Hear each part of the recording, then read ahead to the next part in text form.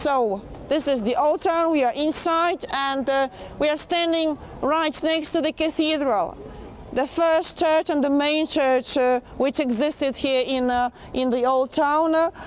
For a long time it was the only church in Warsaw, and imagine that it was big enough for all the inhabitants of Old Town to get inside and find shelter in case of war or fire, which only shows that Warsaw was very small. And this is one of few buildings which are Gothic in style here, because Warsaw was destroyed twice in its history.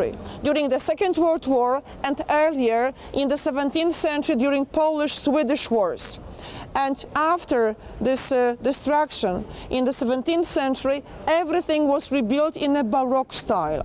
So we have only few buildings which are Renaissance or Gothic today, mainly Baroque and Classical. And this is the main church in Warsaw, but not the main cathedral in Poland. According to our tradition, kings were crowned and buried in Krakow. So even when Warsaw became the capital city, they still had to go to Krakow for the coronation. So just two last kings were crowned here, and the very last, Stanislas, was also buried here in the cathedral. And previously the kings just walked from the castle, which is close, to the church. We never killed kings in Poland. Fortunately, there was no this bad tradition. But once the king was walking and someone attacked him. The king survived, but to make the short walk safer, he ordered to build a corridor. And you can see it right there above the street. It connected the royal apartments with the church. It ended inside the cathedral as the balcony for the royal family. But after the war, the communists said, no king, no balcony, and there is no balcony inside, but for some reason they rebuilt the corridor outside, because as you remember, everything was rebuilt, including the cathedral. Near the main entrance to the church there are two dates written. 1370, this is the time when the first brick cathedral was built, and 1956, the date of the reconstruction. So we will walk straight to the main square.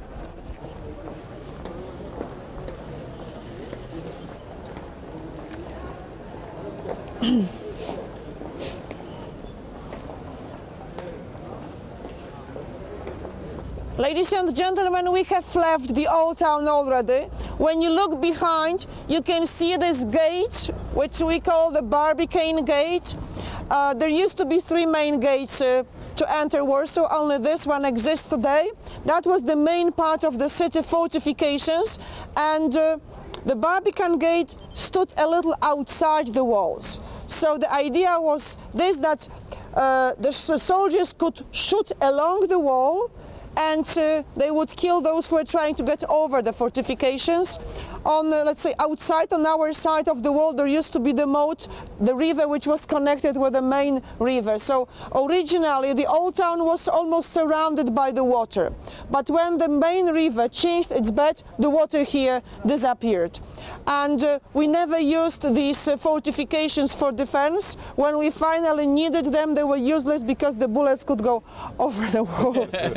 And we are now in another part of the historic Warsaw, which is called the New Town.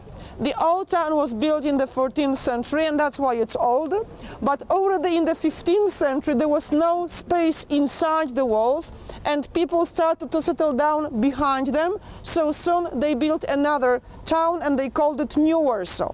When you look at the architecture here and there, this is almost the same, because everything was rebuilt in the same style.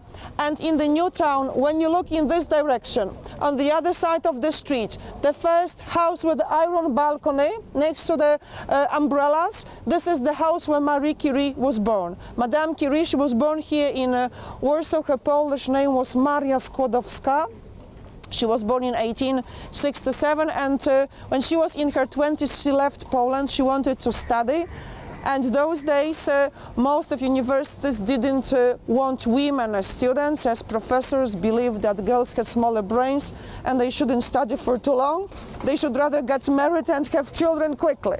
So Sorbonne in Paris was one of few universities which accepted girls, and she studied there. She was the first professor, woman professor at Sorbonne, and she was the first woman who got a Nobel Prize, and the first person ever who got 2 Nobel Prizes in 2 different subjects, in physics and in chemistry. So we are very proud of her. And this house where she was born, this is the museum dedicated to Madame Curie today. Them against the wall and they shoot them. So you can see here the bullet holes. 430 people were executed here on the 1st of September 1944.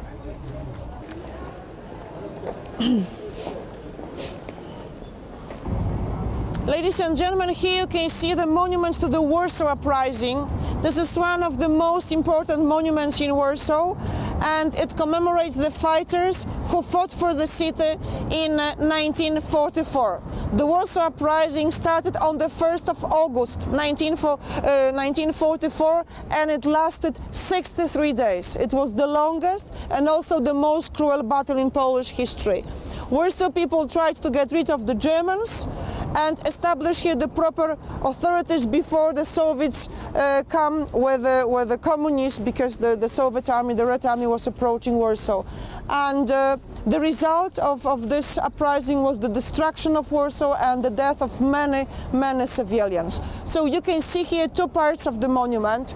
The smaller is right there, the group of people who are getting into the sewer, because that was the only way to get out of the old town area. They were getting into the sewers on this crossing here, and they had to go through the sewers to the next exit, more in the city center.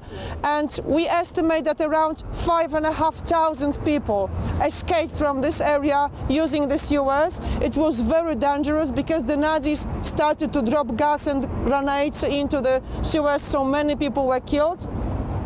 When you look at the fighters, you can see that they are quite young and they don't look like soldiers. I mean, some of them, they have no uniforms because they were too young to be members of the regular Polish army before the war, and they had no proper uniform. So they took whatever was available, and very often they had German helmets.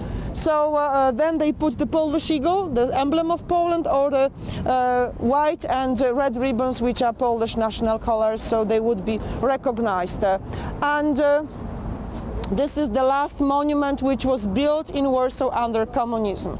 After the war, the communists didn't want us to talk about this uprising, and now we have a very interesting museum. If you've got more time, I would really recommend it, the museum to the Warsaw Uprising. Everything is very well described in English, every day except for Tuesday, because on Tuesday it's closed. So we'll walk that way.